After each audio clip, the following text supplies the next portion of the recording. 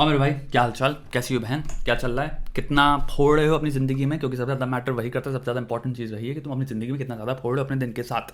अगर तुम प्रोडक्टिव नहीं हो, अगर तुम अपनी ज़िंदगी को, अपने आप को फील बेटर कराने में चीज़ें नहीं कर रहा है, if you not putting action जो कि तुम्हें बेटर फील करा रही हैं या फिर ऐसा फील कराती हैं यार I am progressing in life, या फिर वाओ जो भी किया I feel better about that, तो फिर बढ़िया लाइफ नहीं है। जस्ट गोना से दैट तुम्हारी स्ट्रैटेजी बढ़िया नहीं है। तो नीचे कमेंट्स में देखो अगर तुमने ऐसी चीज़ें करी और कितने घंटे के लिए करी। सबसे इंपॉर्टेंट चीज़ वही। आज हम बात करने वाले हैं बहुत ही ज़बरदस्त, फनी, क्रिएटिव एंड सैटिरिकल पोस्ट पे एक इंसान ने जिसने लिखा है भैया बॉलीवुड की जो तथा है, प्रथा है, किसी भी सेलिब्रेटरी मोमेंट इवेंट को उठा के सीधे उसमें बायोपिक छाप देने की, जो कि एकदम थंब रूल फॉलो करती है। हर बायोपिक अगर आप कैरेक्टर्स हटा के सेम चीज़ें डाल दें, अगर नाम हटा के आप सिंपल ABCD कर दें तो आपको लगेगा हर बायोपिक रेप्लिकेशन है of the other. Audience automatically assume करके आ रही है उसको देखना भी यही है, उससे ज़्यादा कुछ देखना भी नहीं है। उसको ये दिखा दो कि बहुत बड़ी मूवी थी, होना क्या चाहिए उसमें एलिमेंट्स, ये तक हमारे दिमाग इतनी बुरी तरह से फैड है कि हम कुछ वैरायटी देखने भी नहीं चाह रहे। वी नॉट इवन गोइंग कि हमें कुछ नया मिलेगा, किसी अलग तरह का फिल्म स्टाइल मिलेगा, you know, of simply doing a biopic. नहीं, सेम भावना भावना भावना, तगड़ा म्यूजिक, प्यार, सपोर्ट, एंड में कठिनाइयाँ, परेशानियाँ, फिर हीरो उनसे जूझ के जीत जाता है।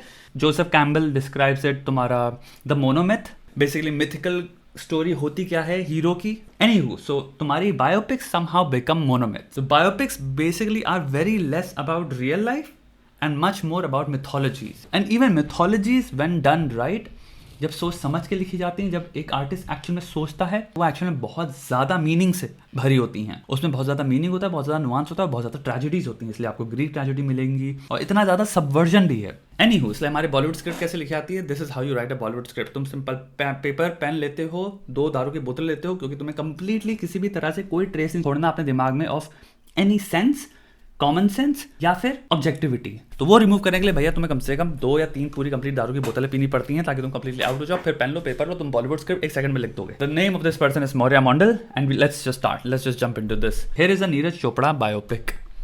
Opening scene is a small village in Haryana. भाई हरियाणा में छोटे से शहर में तुम्हारे, या फिर यू नो एक विलेज में हो रहा है। Some guys are playing cricket, batsman hits a big 6, the ball goes into a nearby field, जहाँ पे हमारा छोटा नीरज भाई हमारा काम कर रहा है अपने पिताजी के साथ। A little boy is working in the fields with his father. The boy, लौंडे कहते हैं बच्चे से, ओए फेंकियो मत बॉल, यू नो बॉल देना। एंड देन लड़का बॉल उठाता है and is about to throw. लौंडे जो कहते हैं वो कहते हैं अरे थ्रो मत, वहां से फेंक मत यार, तू हम तक पहुंच नहीं पाएगी। बट लो एंड बिहोल्ड, क्योंकि सारी ऑडियंस देख रही है, उसको फील हो रहा है हमको पता है, इस बच्चे को पता है, लेकिन ये जो बच्चे क्रिकेट खेल रहे हैं इनको नहीं पता कि जब ये बॉल फेंकेगा बहुत ही कुछ मिराकुलस होने वाला है। However, the little kid throws the ball, not only does it reach it, it hits the middle stump and everybody's stunned. Oh, okay. Gajaraj Rao, who's an athletics coach, was passing by and is stunned to see this. Movie एकदम ABCD सीधे ऐसे follow करती है। He follows the kid around and sees the kid has an outstanding throwing arm and great aim. Scenes of kid hitting mangoes on tree, throwing bricks to his father. वो क्या notice कर रहा है तुम्हें मोटास में दिख रहा है? Scenes of kid hitting mangoes, एक ही सीधे, हर उसका एम हर बार मैंगो में सीधे सट सट सट पड़ा, बाकी सब बच्चे हो करके देख रहे हैं। Throwing bricks to his father, क्योंकि बेचारा काम करता है अपने पिताजी के साथ, लेबर वर्क करता है, I don't know किस तरह का। यू नो हमारे बॉलीवुड मूवी है, they tend to show this, like कोई भी अगर किसी की लाइफ में हार्डशिप भी हो, एक्स्ट्रा एग्जैजरेट करना धर्म होता है एक। Gajraj is convinced that this kid is special and asks him to join the academy. Kid says he's too poor, doesn't have money for shoes. Gajraj talks to his father and convinces him that his kids needs to train. Father reluctantly agrees. फिर लौंडा तुम्हारा academy में आ जाता है, फटे हुए कपड़े, चप्पल टूटी हुई है, तो सारे जितने अमीर बच्चे होते हैं उसका मजाक उड़ाते हैं, लेकिन कोच कहता है ए साइड ले लेता है उसका कि ये बच्चा स्पेशल है, इसको मत करो. So they all shut up when they see him throw the javelin. फिर जानी फाइनली यू नो होता है ना मोमेंट ऑफ रेकनिंग कि ओके हम अभी इसका मजाक उड़ा रहे हैं, हम इसको बुली कर रहे हैं, ऐसे करके हम अभी देखेंगे, फिर हम इसको जब वो देखेंगे इसने जब जैवलिन थ्रो के फिर हम ऐसे हो जाएंगे, हमारे हाथ नीचे हम कहेंगे वाह, फिर हम उसकी अथॉरिटी और उसकी ऑटोनॉमी को हम रिस्पेक्ट करेंगे और एक्सेप्ट कर लेंगे. Years later the kid is grown up and he's Akshay Kumar. I'm hoping तो अपने दिमाग में शॉट सोच सकते हो कि एकदम से पलटा और हमारा भाई एविएटर पहना या कुछ भी कर रहा है. He's a national level javelin thrower plus has a job in the army. He wins every national competition. One day he's outside his cantonment with some friends. He spots some goons outraging the modesty of Kiara Advani. Suddenly the goons have javelins being hurled at them. They run away. Girl is grateful, but before she can say thank you, Akshay leaves as he has practiced. The next day, there is some major function at cantonment. March past is happening. Akshay is marching and notices Kiara Advani sitting next to the commanding officer. He realizes she's the daughter, obviously, of the senior officer. Eyes meet, song plays, love blossoms. They fall in love, but Akshay tells her that his one focus is getting gold for India at the Olympics. She says she will support him. Ladki basically तुम्हारी support करने के लिए आ गई है, and wait for him till he wins gold. Akshay goes to various international events and wins everywhere. However, small war breaks out with Pakistan. Akshay says he will go to battle. What the fuck? Authority says no need, bhai, तुम medal prospect हो. However, Akshay says there is nothing more important than defending the country. All salute him. सारे जितने officer सुनते हैं argument कहते हैं okay. At border, war is on. In one scene, he's surrounded by Pakistan army men. His bullets have run out. Then he somehow finds a long tree branch and uses that as a javelin to kill his attackers. एक branch से or something like that. He will do something very creative. आपने देखी अक्षय कुमार की movies. I know आप अपने दिमाग में assume कर सकते हो क्या करेगा वो एक tree branch से. However, in all of this, he gets badly injured. He is in hospital and doctors say he will never be able to throw javelin again. फिर obviously तुम्हारा motivational music start होता है. वो कहता है नहीं मेरे को करना है. Akshay is determined. Kiara Advani is equally determined. वो दोनों healing process start करते हैं. Prayers start. Miracle. Akshay is fit and qualifies for Olympics. His main competition is my god. His main competition is a massive evil German guy and an African guy. This guy is barbaric. He is honed. He's honed his skills by throwing spears at lions. German guy mocks precisely.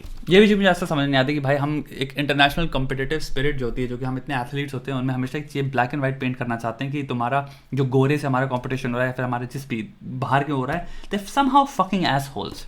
German guy mocks Akshay and says you Indians are weak. आपको audience को rile up करने के लिए, good और evil का scenario invent करने के लिए कि भाई हमें लगे हमारा बंदा अच्छा है, ये सब ईविल हैं. But anyhow, but Akshay tops the qualifiers. The German guy is concerned and right before and gets a few members of the German contingent to attack Akshan Games village.